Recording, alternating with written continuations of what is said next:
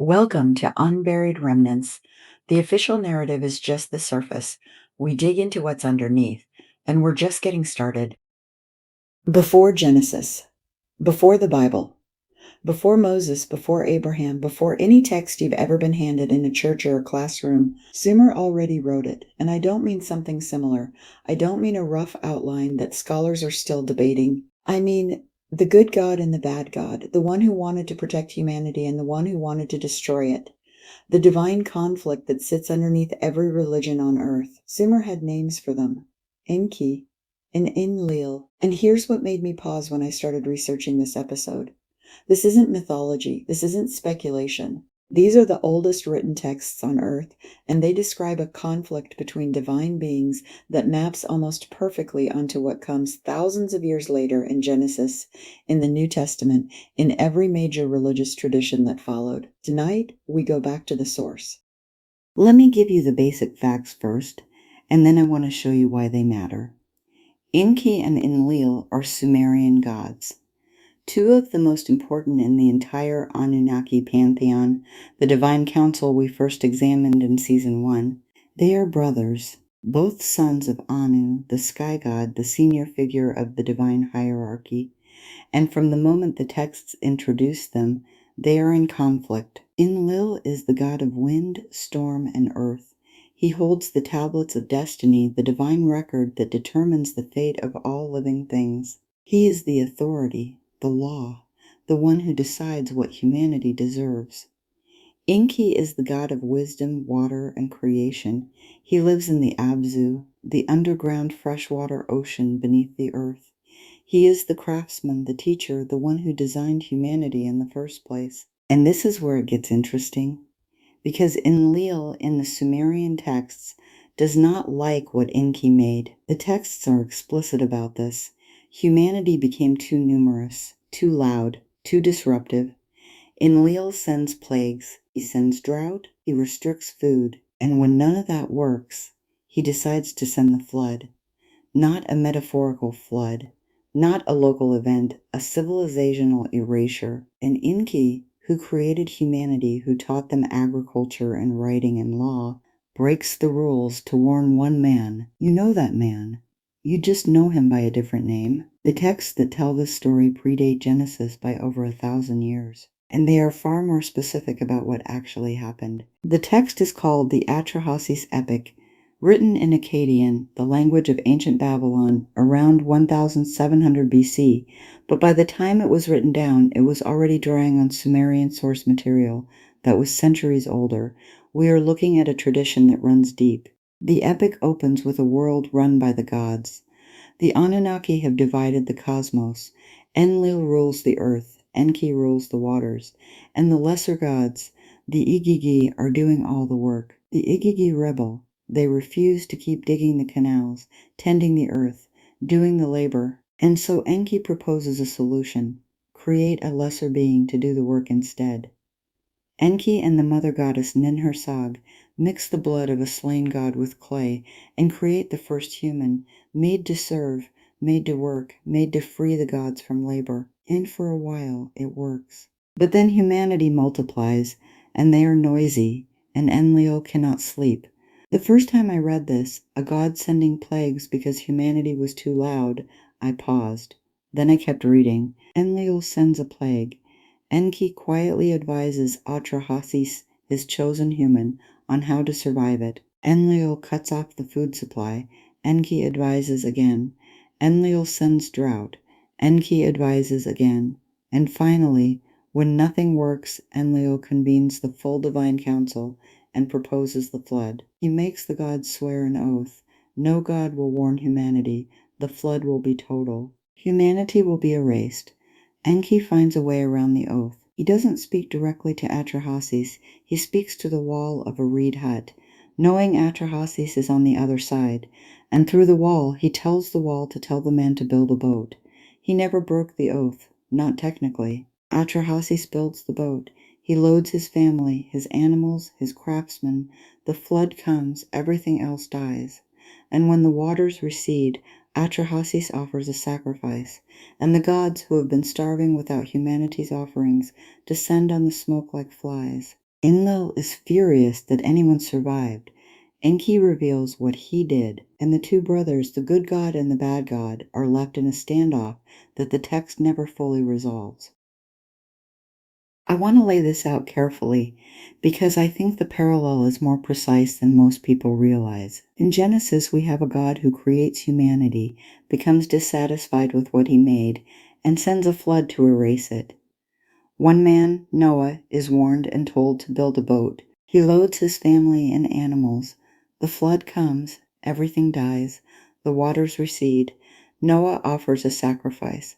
God smells the smoke and is appeased. In Atra-Hasis, written over 1,000 years earlier, we have gods who create humanity, one God who becomes dissatisfied, and a flood sent to erase it. One man, Atrahasis, is warned and told to build a boat. He loads his family and animals. The flood comes, everything dies, the waters recede.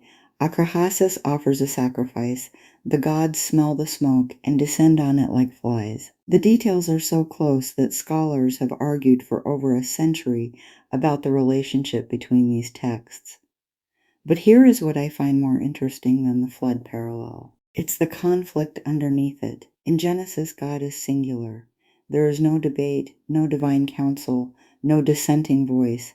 God decides, God acts, God repents of sending the flood. In the Sumerian texts, which predate Genesis, there are two gods, one who wants to destroy humanity, one who wants to protect it, a genuine moral conflict at the heart of the divine hierarchy. In that conflict, the good God and the bad God didn't disappear when Genesis was written. It went underground.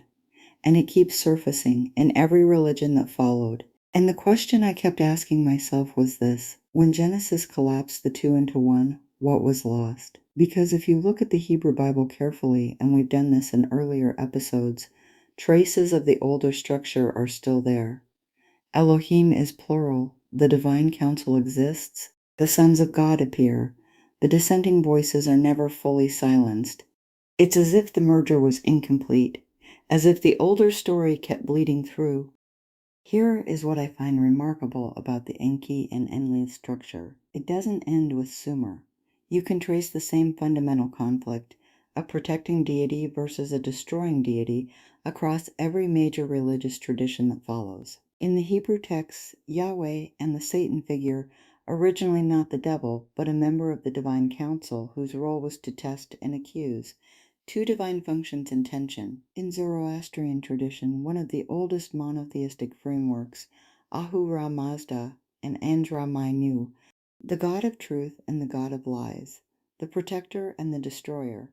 The structure is explicit. In Christianity, God and Satan, the father and the adversary, the one who saves and the one who destroys. What I am saying, and what I think the texts support, is that a very specific theological structure was established in Sumer thousands of years before any of these later religions existed, and that structure kept being inherited, adapted, rewritten, but never fully replaced. The good God and the bad God, the protector and the destroyer, the one who breaks the rules for love, and the one who enforces them without mercy. 4,000 years of human religion, and we keep telling the same story. I want to show you something in the Enki texts that nobody talks about, something that I think changes how you read everything that comes after.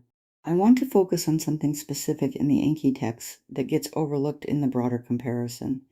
Enki is not just the flood warner, he is the keeper of the May. The May in Sumerian are the divine laws and gifts of civilization, every element of organized human life. Writing, music, kingship, truth, falsehood, the arts of the craftsman. Enki holds them, he is their guardian, and in the text, the other gods and sometimes humans are constantly trying to acquire them. Now here's what I kept coming back to. The Book of Enoch, which we examined in Season 1, describes the Watchers, divine beings who descended and taught humanity things it wasn't supposed to know, metalworking, astronomy, the movements of the stars, and for this they were punished. The parallel is striking. Enki is the god who holds the gifts of civilization and who repeatedly, quietly gives them to humanity against Enlil's wishes. The Watchers are divine beings who give humanity knowledge against the wishes of divine authority. Same function, different names, different tradition, different millennium, and in both cases, the one doing the giving is presented as transgressive, as breaking a rule, as endangering themselves for the sake of what they created. I don't think that's coincidence. I think we are looking at a very old memory, preserved in two completely separate textual traditions, of a being or a group of beings who gave humanity something and who paid a price for it. The question the texts leave open is whether that gift was real. Season 2 starts from inside the oldest layer, before the flood, before Genesis, before any of the texts we think of as foundational, and what we find there, the further back we go, is not primitive mythology getting more sophisticated over time.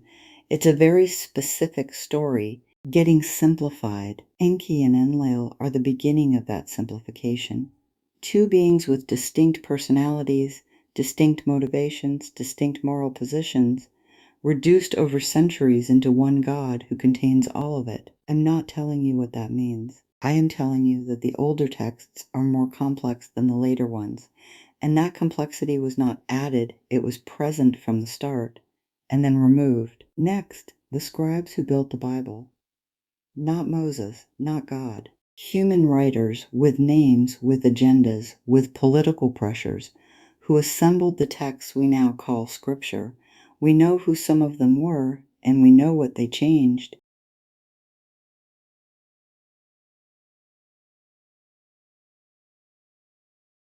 Thanks for watching Unburied Remnants. If this resonated, like, comment, and subscribe. It genuinely helps. Stay curious, keep digging. The rabbit hole goes deeper.